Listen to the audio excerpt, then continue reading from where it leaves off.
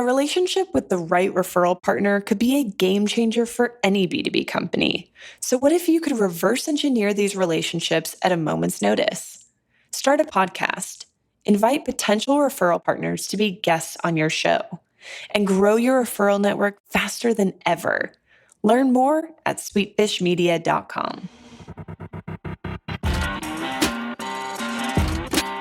You're listening to B2B Growth, a daily podcast for B2B leaders. We've interviewed names you've probably heard before, like Gary Vaynerchuk and Simon Sinek, but you've probably never heard from the majority of our guests. That's because the bulk of our interviews aren't with professional speakers and authors. Most of our guests are in the trenches leading sales and marketing teams. They're implementing strategy. They're experimenting with tactics. They're building the fastest growing B2B companies in the world. My name is James Carberry. I'm the founder of Sweetfish Media, a podcast agency for B2B brands, and I'm also one of the co-hosts of this show. When we're not interviewing sales and marketing leaders, you'll hear stories from behind the scenes of our own business. We'll share the ups and downs of our journey as we attempt to take over the world. Just kidding. Well, maybe. Let's get into the show.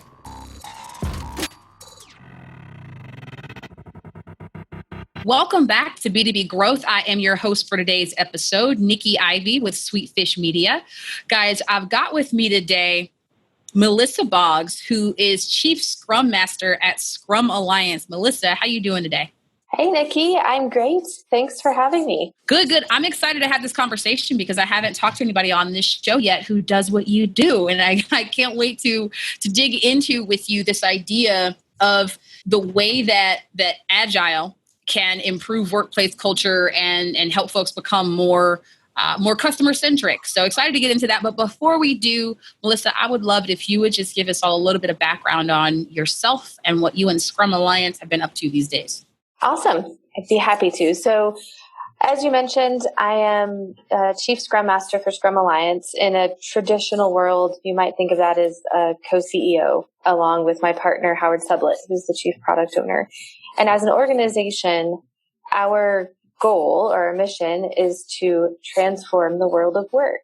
So very appropriate to your podcast. And, we do that by helping the world understand Agile values and principles, and specifically how Scrum, as one of those Agile frameworks, can help, as you mentioned, customer centricity and just making it a better place to work and more connection to your customers. Overall, just to mention, we are a membership body and a certifying organization. So if any of your listeners have heard of, say, the Certified Scrum Master certification or Certified Scrum Product Owner, those are the certifications that we support and we certify.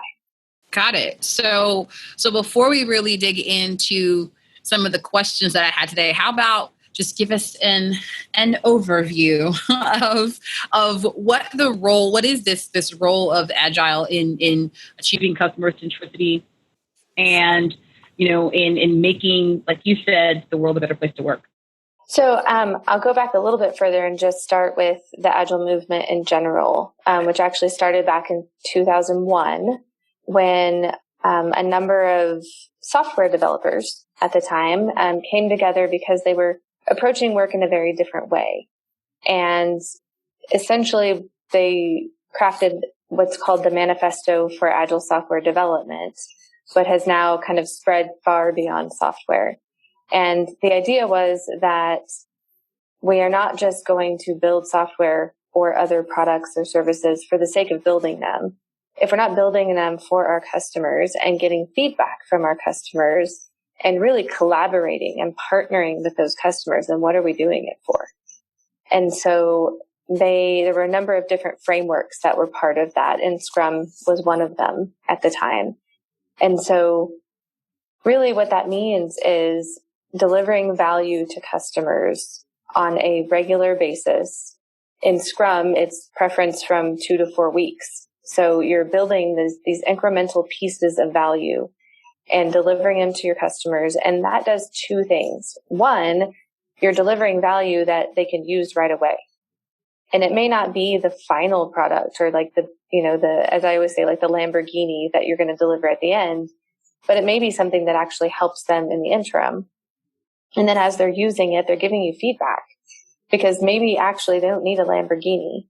Maybe they actually need a horse, and so by delivering them something early and getting their feedback and actually partnering with them, rather than saying like, nope, this is the 18-month project that we committed to, and come hell or high water, that's what we're going to do, only to find out at the end of 18 months that they didn't even want it.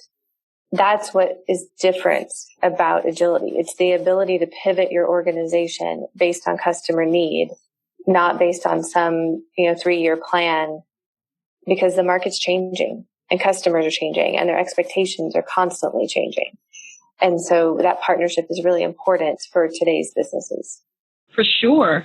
It's like otherwise, and I know we're talking about making, the moving toward customer centricity, but I'd imagine if you're doing the job and like you said, all that it's about is building this thing, and your day-to-day doesn't allow you or cause you to engage with the purpose of your work beyond the building of the thing, you're not going to attract the best talent that way.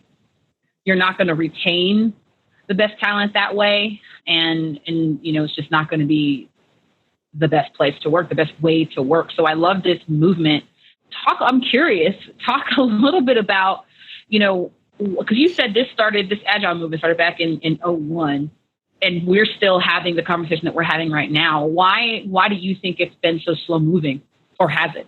Well, it's interesting because in some ways it has and in some ways it hasn't. So you were joking about early about people understanding what I do because you never had anyone on your show before. I've been in this work for about 10 years, and 5 years ago I could get into a taxi or an Uber and, people would ask what I do and their eyes would glaze over and they would have no idea. These days, actually, people are starting to hear about it, right? Like Agile was on the cover of HBR. And so it's certainly becoming more widespread.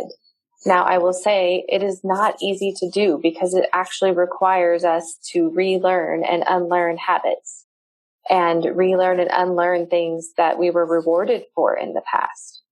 And that is really challenging. So one of the Agile principles is self-organization. And so when you talk about self-organization, that means that leader has to get out of the way. Right. And you can provide guidance and you can provide resources and knowledge, but most importantly, you provide connection to the customer and then you get out of the way. And so that's for someone who's even been doing this for 10 years. Now I'm in the role that I'm in, and it's a daily thing that I have to remind myself to get out of the way. And we talk a lot about, things like servant leadership. And I think in the past, we have given a lot of lip service to servant leadership. But if you truly want your organization to be agile, and I don't mean capital A Agile, I don't mean checking the boxes of some framework. I literally mean an organization that can really cater to customer needs and pivot to those. There can't be a 4-stage approval process for making a change to a product. So you truly have to be there to serve the team and create that connection for the team with the customer and get out of the way. Today's growth story is about a brand we all know well, Airbnb. When they were trying to maximize growth among work travelers, Airbnb knew they needed to develop and execute a content strategy to reach multiple personas at different stages of the customer journey. Enter HubSpoke.Marketing. HubSpoke managed creative content development and crafted a custom publishing process that allowed Airbnb to develop more content in less time. The end result? A lot of content across multiple channels, all strategically nurturing leads through to conversion. Within the first 6 months, Airbnb nearly tripled the number of companies enrolled in their Airbnb for Work program. They also saw huge increases in user adoption, with work travelers booking longer stays and more guests per booking. If you're looking for strategic content at scale, I've got a hunch HubSpoke can help. Head over to HubSpoke.Marketing/growth to schedule your consultation with a content specialist today. That's HubSpoke.Marketing/growth. All right, let's get back to the show. Yeah. So you're right. It is going to require, it is something that does require organizations to think about how they hire leadership in these areas, right? Who is leading the folks doing the building, right? And what that person's focus needs to be on. And Agile requires that their part of their focus, of course, like you mentioned, is getting out of the way. I went to this networking event. It was here when I first moved here to Jacksonville a couple of months ago. And it was just one of those broad things, just for like people in tech, right? So you had anywhere from marketers, salespeople, developers. I'm a salesperson. I'm new in town, and I found myself hanging out with some builders. And what was interesting, what we talked about was, in terms of leadership, what we offer a lot of the time to the folks doing the building is less focused on getting out of their way and less focused on enabling customer centricity than what we see in sales. I think a lot of the time, if you're hiring leaders for sales, then it's sort of built in that you're talking about, someone who's going to motivate, inspire, and get out of the person's way and help them, do their best. And then a lot of time, mistakenly, unfortunately, when you hire people who, like a CTO or folks to lead builders, the focus is more on, folks who will head down, like you said, get the work done according to this 18-month roadmap without, recognizing that we all kind of need the same thing from leaders when it comes to needing that servant leadership and that coaching element. Talk a little bit more about that coaching piece for us. That's exactly where my head went. So I'm glad that you said that, Nikki. Just because that's something that we believe so strongly in our space is the power of coaching. And a coach is not someone who just walks in and tells you what to do, right? Specifically with leadership, that's never effective. But rather, a coach is someone who gets in there and gets in the trenches with you and asks you questions so that you can see yourself, right? They hold up a mirror and they help you see your blind spots or your organization's blind spots. Mm-hmm. And so first of all, I have a coaching background. That's actually what I did before I stepped into this role. I was one of the certified Agile coaches for Scrum Alliance. And in addition to that, we actually have 3 to 4 coaches who come and help us as an organization, because I recognize, despite my own coaching background, I have blind spots. I am here every day. I am in it every day. And so I become immune to, what those problems are and the ways in which I'm getting in the way. And so having those coaches here who understand our team, who understand me, who can ask me the right questions and not, sometimes when you are just telling or advising, especially someone in a leadership role, you can put them into a defensive posture, sure, right? And a good coach will not ever put you in that defensive posture. They'll ask you the right questions that you go, oh man, like how did I not see that before? And put you in a place where you can own that solution yourself and go, oh, okay, yeah, I definitely need to back up.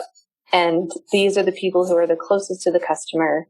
They need to make those choices. And, I'm here to inspire and guide and, everything that you said. So, I couldn't believe more in the power of those coaches. Training is awesome. And we also obviously deeply support training, but coaching is what helps you become sustainable.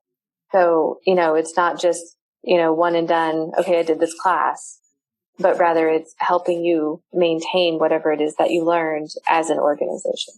Absolutely. Thank you for laying that out for us the way that you did. I want to make sure we get to this next segment because I'm curious about you. But before we move on, anything else you want folks to take away from this conversation with respect to the role of Agile in creating these customer-centric environment?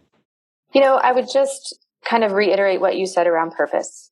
So for me, with the shift that we are actually undergoing here at Scrum Alliance, what I have seen is direct connection between the work that we are doing and the impact we are making on the world. And by virtue of this, incremental value delivery and leaders getting out of the way, you allow your team to become that much closer to the impact they're making, and that creates purpose all on its own. I love it. Couldn't have said it better myself. Thank you so much for laying it out for us. And now, Melissa, that I have successfully picked your brain and seen what I could get out of it, it's time for you to tell us about what you're putting in it. So tell us about a learning resource that you've engaged with here recently that is, informing your approach that's just got you excited these days. Definitely. So in what we were just discussing about kind of unlearning and relearning old habits and the things that we've been taught since we were kids, I have been especially inspired by kind of this movement around vulnerability and courage. And it takes a lot of courage to go against the grain and do things that are almost like against what you've been taught. So I am daily inspired by the work of Brené Brown in courage and vulnerability. I just recently went to one of her certified Dare to Lead workshops. And then our organization is actually doing a every other Friday book club on Dare to Lead. And the conversations that has inspired has been just phenomenal. I love it. I love a book club, and Dare to Lead has been in my Audible library. I haven't gotten around to it. I know, I'm doing it wrong. I know. Thank you so much for sharing that with us. That's just the kind of insight I like to get when I ask that question. And so I know that everybody listening, just like me, has become a fast fan of yours, and they're going to want to know how to keep up with you. So tell us how folks can connect with you. So probably the best way is I'm super active on Twitter most days. So you can find me on Twitter. I'm going to spell out my handle because it's long, but it's actually Hummingbird Agility, and that's HMNGBIRD Agility. So at Hummingbird Agility, you can find me. You can also email me at mboggs@scrumalliance.org, but Twitter's probably the quickest and fastest way to connect. Good stuff, guys. Do it. This woman knows what she's talking about. Look, I'd love to have you on another time because I got a bunch of other questions for you about what you do and all your experience and things you'd be able to impart to our listeners. But for now, we'll close it out. And I'll just say again, thank you so much for taking this time to talk with us today, Melissa. Thank you, Nikki. Appreciate it. We totally get it. We publish a ton of content on this podcast, and it can be a lot to keep up with. That's why we've started the B2B Growth Big Three, a no-fluff email that boils down our 3 biggest takeaways from an entire week of episodes. Sign up today at sweetfishmedia.com/big3. That's sweetfishmedia.com/big3.